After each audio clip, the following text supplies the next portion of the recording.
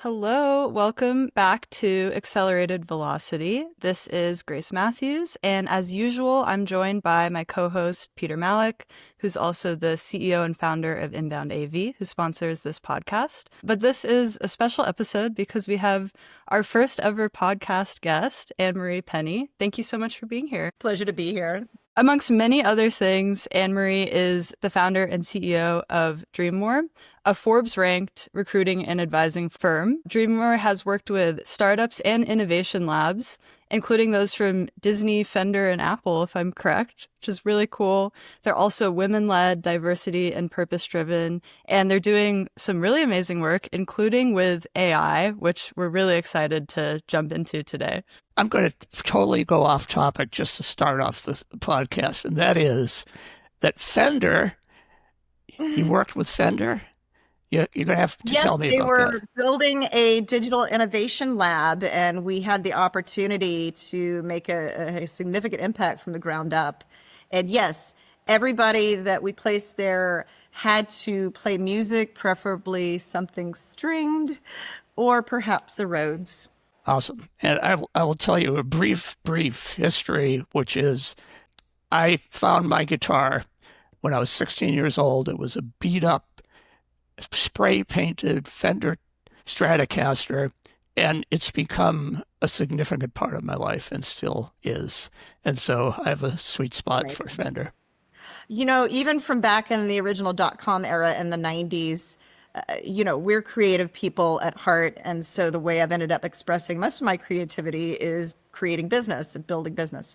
But we've had so many clients over the years that are the intersection of music and technology, and it never gets dull. It means a lot. That's awesome. Yeah, no, I imagined if you're involved with music people, it never gets dull.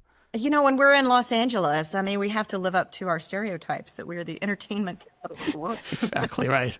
What would we be without our stereotypes? Unbiased. Yeah. So, I mean, speaking of, I think it would be amazing just to hear a little bit more about your background and your backstory. The origin story. Well, a spider bit me, and now I can climb tall buildings. But quite genuinely, I am grateful. As with many things in life, you look back and then you can reframe them and go, actually, that was pretty cool. I was born in a really small town, 100 acres in Arkansas. And even to this day, if you zoom in on Google Satellite, it's just green. You can't see anything but just forest. I had the opportunity through my mother to live in Israel, and that was my first exposure to a much broader world and the amount of diversity. Like, I'd never even met New Yorkers until I lived in Israel. And I know things are very complicated there, and it's the Middle East is always complicated, but it was a bit simpler in the politics. And I'm very grateful for exposing, my childish brain to things that are both ancient and deeply, profoundly spiritual and religious, as well as just, wow, it's a big world out there, and this is amazing. So came back to America, came to California with $200 and a college degree as a teenager, and built my life from there.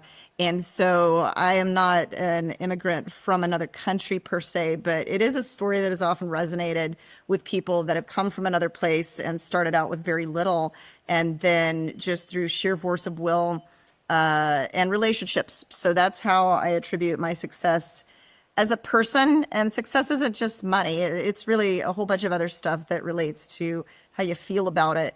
And are you going to be okay? And I'm like, you know what? If you're a phone call away from solving any problem, money doesn't actually solve all the problems. And here I built, hundreds of tech companies. The technology doesn't solve all the problems. In fact, today. So that brings up a question that we've been talking about. And that is, you are very, very much a people person. You are, you build relationships, you love people. And at the same time, we're here talking about AI. And AI, as it relates to HR, is often a tool that's filtering out applicants, human beings, before they ever talk to another human being at your company or at your clients' companies. So I wonder if you could discuss what your feelings are around that. So many feelings, but we'll try to be succinct on this. Yes. And by the way, gosh, I hope I'm a people person, given the fact that I've been in recruiting for 30 years. no matter what your company sells, it is made of people. And so this is where we can get distracted at all of the tools and the technology and the processes and the systems. And it always comes down to, you could have the best tools in the world and the slickest technology, but if the humans aren't bought into it, or if people aren't really motivated, that's a BFD. So over the course of the recruiting industry becoming enormous, and particularly on a more volume-driven staffing model, even before this advent of AI, there has been a certain amount of depersonalization, and you're just a number kind of energy. In fact, that is literally what got me to pivot my career into recruiting, because I was coming out of KPMG, and the headhunter that placed me never followed up, and I was in the finance department. I saw what he got paid. And then the woman who didn't place me didn't make the money, but she followed up to just see how I was doing in my new job. And it blew my mind. I was in my 20s. There were a lot of things that blow your mind when you're in your early 20s, but I literally didn't understand why she was calling me. And she just laughed and said, this is a relationship. This is how this works. We stay in touch with each other. And she became my mentor in this. So fast forward to what is going on with AI. I have helped build the technology industry. So there is a certain amount of us, what I call the OG crew, that started out in the .com era. My firm was the first firm in Los Angeles to focus on .coms before anybody knew what that was. And I chose that intentionally. There's a lot that's going on right now that reminds me of .coms. First of all, we don't call anything a .com company. We're not going to call anything an AI company in a few years. It's just going to all be baked in. And so we're getting a bit distracted by this frothiness. I wish the AI was as good as people are scared that it is. It often sucks. I talked to Peter earlier and I was like, trying to interact with my no-code solution is like having a conversation with a petulant child. It's like, why are you ignoring me? Can you please do the thing I asked? You need a timeout. So somewhere in this, I'm going to say this, intentionally harsh. It does not matter. It does not matter what the tool is. It doesn't matter what the AI is. It doesn't matter if you use Salesforce or HubSpot. It doesn't matter. It is always going to be, what is the human experience, the motivation, thoughts, and feelings, and how can we all communicate and support each other in that way? And then that crappy tool actually becomes a pretty awesome tool because the people are working together. So I'm so curious. I mean, you've seen so much change in the industry the past few years. Have they caused you to pivot at all in the way that you're approaching things? Great question. And the answer is yes. For the first time in being a services firm for 30 years and building all of these venture-backed and PE-backed startups, for the first time, we are productizing and building a transformational AI-empowered platform for employment. Hiring is fundamentally broken.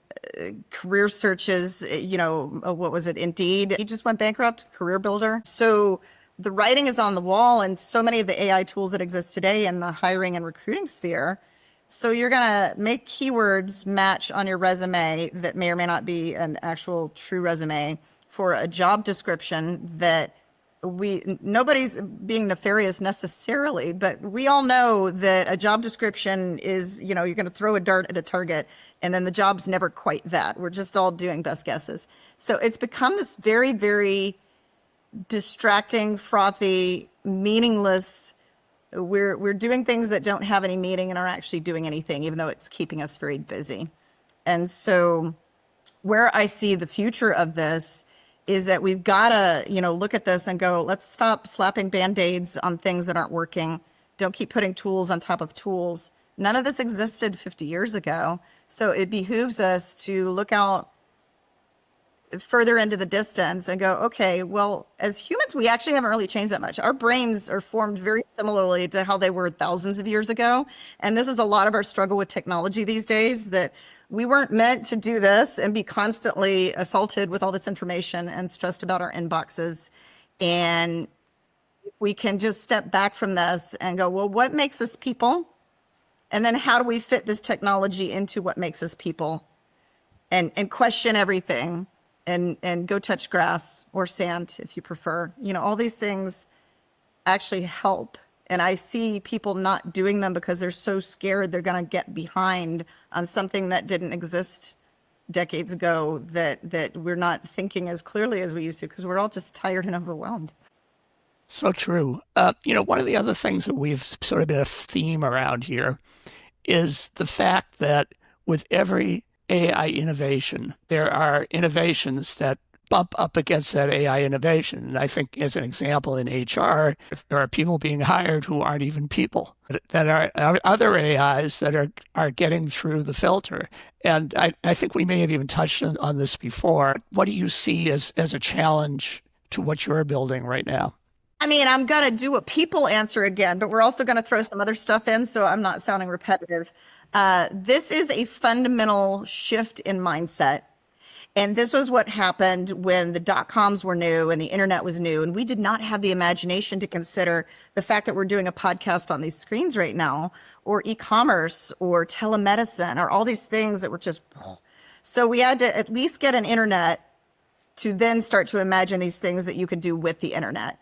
I was using an example the other day where you couldn't imagine hover cars or driverless cars as we have all over Santa Monica now if you didn't know what a car was, right? Because in the horse and buggy era, it's like, what the heck is a driverless car? I don't even know what a car is. So we're still at this inflection point with AI that nobody agrees on what human intelligence is. And we don't really agree on what artificial intelligence is. And yet we're using this. And if one more person at a founder's dinner says, I have my own AI, well, you don't have $1 billion. And no, you don't have your own AI. And that is kind of a meaningless term because even the experts don't agree what AI is. So now that we can take a step back on all of this, here are some things that are happening, though. There are definitely developments that are accelerating. And that is exciting. Anything that you could consider AI, ML, data science, this has been around for decades, right? Just like the internet, all that stuff was around for decades before all of a sudden we hit the 90s and there was this acceleration point and the money started flowing in, just like a space race. We could have gone to space at any point. It still blows my mind that we put men on the moon with like some buttons and some widgets. But we're not worried about sending men to space now, right? Because that's not the thing that everybody's excited about. So it's also useful to go no, this has been around. It's just today we got excited about it. And so now there's a lot of activity. The sub-agents, though, I think that's some things that it starts to feel very sci-fi, where you can have different sub-agents within AI that are communicating with each other. Sorry, my air quotes got it. Communicating with each other. It's all math and patterns. It doesn't have feelings. It's not sentient. But with your human brain, when you're watching some of this stuff that wasn't happening even a year ago, it does give you this kind of icky, oh God. And I saw a video of a robot that was loading the laundry the other day. And I'm over here I don't know, call me contrarian, but I sort of love the childhood memories of warm sheets out of the dryer and folding them with my sister with my tiny little hands. So that's just another example that some of this is very frothy and it gets your attention, but do we really need this? And is that actually replacing the human experience? My robot laundry story, the robot laundry might do the task, but it's not going to give that memory and that smell and that bonding with my family of what laundry was for me as a child. So we just got to remember what's what and not get distracted by all the fear mongering and the things that are decoys, frankly. Yeah, it's interesting. We had our monthly all-team meeting yesterday, and I realized when I was on this call, and there are people who are half a world away, and there are people who are in South America, and these are people that I've gotten to know. I've seen their families grow, and they're just really great people that I would have over to my house anytime. And I've never met any of them. But that's to the point, is we never imagined that we'd be sitting here in real time and doing a video podcast. And it has certain repercussions, and some of those repercussions are quite frankly wonderful. It's apples and oranges all the time, right? That this is not the same as Peter and I sitting next to each other in a provisor's meeting, high on coffee, smelling all that stuff. But it's still a form of connection. So I think this is another thing that we should all apply our critical thinking and just recognize if AI can take away some mundane tasks and do what it is formed for and really good at. Lots of data, pattern matching, analysis. Like, I came out of finance and accounting. Like, I don't think any human being should ever do a journal voucher ever again, or a bank rec. Like, why? It's inhuman. And it still happens to this day, right? But, on the other hand, these things that, we've lost a lot of because we're pretending like this is the same as the other thing. That's what I want to continue to encourage people. When we're looking at what AI can do, and now we're going to 10x our productivity, well, what if we didn't consider that? What if that empty space was filled with, dinner with our family or taking a walk around the neighborhood, and call that good? Yeah, well, it's pretty easy to call it good. Absolutely. Well, you'd be amazed though. I mean, there have been countless conversations over the last few years with people that, well, I can't. Now, we're founders, right? So like, you hate that thing when somebody says I can't. But particularly when somebody is having a mental health crisis and they don't know how to keep up. And, I'm not an executive coach, but I play one on TV. And as an executive, it's like, well, maybe you could consider, I wake up every day and my mantra as an overachiever is I don't have to do anything today. Now, the lazy people are like, oh God, well, that would be my excuse. Okay, well, this mantra is not for you. But for those of us who really want to check every task off of our task list, whether or not we actually need to do them, I want to call everybody in my database at least once a month. It's crazy, right? It's not scalable. So the only way that I've figured out how to reframe that is to literally recognize that all of this is made up on some level, and just be like, I don't actually have to do anything on this. So in that empty space, I can get clearer thinking. And if we're going to use our AI for its best use and be the best versions of people that we can be, instead of reacting to all this, it's really important for us to just slow down for a minute and take some deep vagus nerve breaths. I messed that up. She knew what I meant.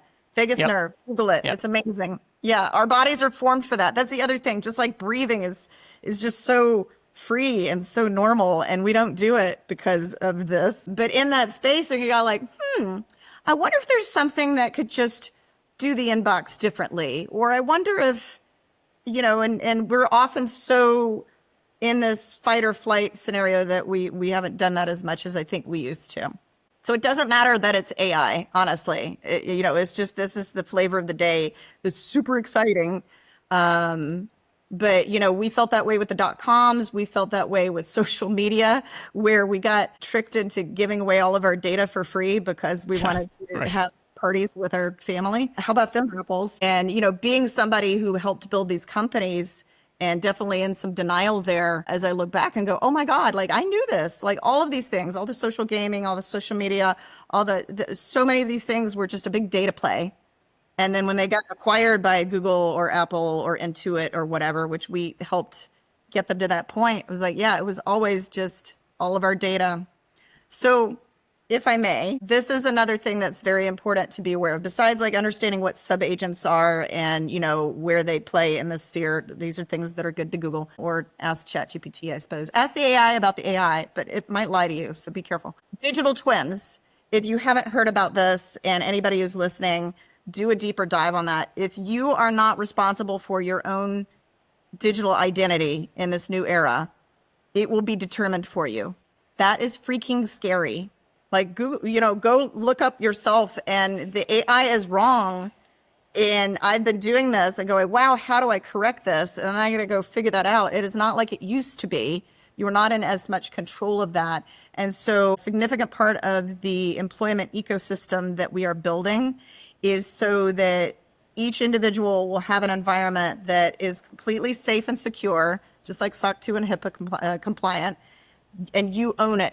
So we are using the technology that already exists, so nobody is owning your data but you, and then you can, in that very safe, secure space, create your own digital twin that knows you better than your spouse and will be something that you can use to take your power back and control your own narrative in this next era. I cannot belabor how important this is, that everybody has their own digital twin and doesn't just let that happen to you in a few years or faster. So, kind of on this topic of being informed in order to be creative with how you're approaching these tools. I'm curious if you could also talk a little bit more about the education that you guys provide with your career advancement services. Well, I got a lot of things about it. So I don't want to insult universities out there, but I have a lot of friends that are putting a lot of money into their children's university education. And I'm not sure the business model in the ROI is what it was before. But we're going to table that one because we're going to focus on this part instead. There are a lot of things that are broken with this massive change, that we're still carrying these old ways of thinking. And it is important to stop and apply some critical thinking and just make sure that we're doing this correctly.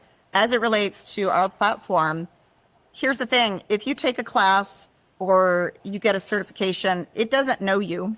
And so you might learn differently or process differently. Or we talked about AI means different things to different people. And so how often you're using the same words and you think you're communicating exactly and the other person is hearing differently. And that's a problem of labyrinthian proportions. So as it relates to our platform, to be able to use AI, which can manage this much dynamic data and bespoke it so that you can learn and upskill in a way that makes sense for you and delivers maximum value for the employer and maximum value for the employee. That's freaking magical. And these are things that we picked up on from, for lack of a better example, all of the, ad tech platforms that we helped build, because that hyper personalization and the cookies and, oh my gosh, how did it know that I wanted to buy an LED fire hoop? Wow, I feel seen. And so all of that is very, very possible. And then, AI and digital twin can make this even more possible in a way that's crucial for us as people. How do we learn? How do we stay motivated? If we can use these kind of tools for that, and it makes people more excited to be productive and do the work and get paid and go home to their families, well, that's a future I want to be a part of. So what's next for Dreammore? What do the next few months look like? Well, we are actually I'm the primary investor in what we've been building. And so we are going to take in a capital partner who brings certain knowledge and connections and resources into that. So we're about to go into that. And then we have our MVP, and we will be fully launched sometime this year. I'm essentially a CEO. I'm sales, right? And so Peter knows that months ago I was like, yeah, we're going to bang this out in 4 weeks. No big deal. Exactly. Yeah. But I do that in everything. I've developed, a 10-acre gardens, and I'm like, yeah, we're going to take the month and we're going to have like 10 acres of trees and flowers and vegetables. But yes, we are moving at startup speed, and we are very excited because I was just on a conversation with yet another person earlier that we've built a lot of companies. We've built unicorns. We've turned people into multi-millionaires, and then seen that human journey where, wow, I thought when I made 6 figures for the first time, I'd be happy. Wow, now I'm worth 10 million and I thought I'd be happy. And I'm not saying that everybody gets sad when they make money, but it's never quite what you get sold when these announcements hit. And at the end of the day, we still put on our pants one leg at a time. And there are a number of us that, were earlier in the tech industry and have seen this where there's elitism that there never used to be. And there's these power grabs that with AI have massive, massive environmental disasters. And I'm a double phoenix. I've had 2 homes burn in the Woolsey fire and in the Palisades fire. And so you can't out climate me for like how important it is that we don't keep destroying our planet in the way that is more than just a cycle that, we're going to have another ice age. Like, no, there's all of these massive, massive data needs for systems that don't necessarily need to be done that way. That's the other thing about, LLMs versus other ways to use machine learning and AI tools, that I'm going to steal somebody else's metaphor, but they were basically saying for some of these LLMs, the way you're trying to make a solution, it's like you're going to build a rocket ship to go from Los Angeles to San Diego. You could just drive. I mean, you don't actually need a rocket, and it's expensive and it doesn't work. So that is another thing that we're excited to be developing with our own platform and looking at it from we can't lead with it like it's environmental, but it is absolutely baked in there. There are things that you could do to create beautiful, safe, secure outputs that acknowledge humans, that doesn't destroy the planet. It's possible. Amen.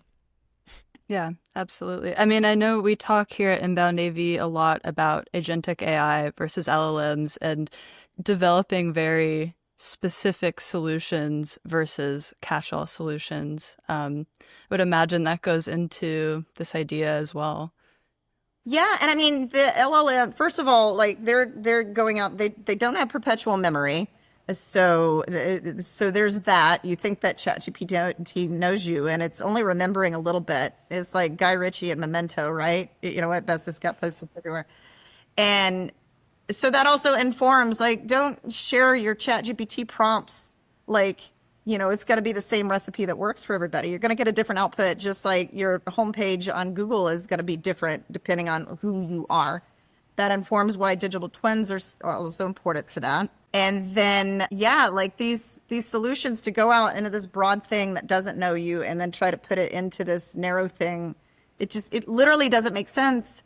But I think a lot of us are so scared that, well, I don't understand technology, so these people telling me stuff must know more than me. No, I spent 4 months talking to anybody about AI and the future of work before we officially started to build this platform, because that was my research process. I just wanted to talk to the humans and see what they were talking about and share my ideas.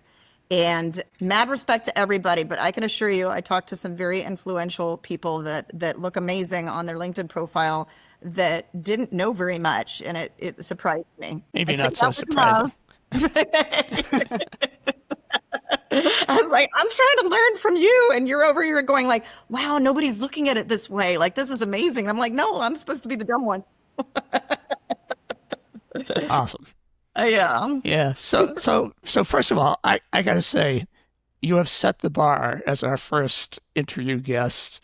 That's going to be really hard for other people to meet.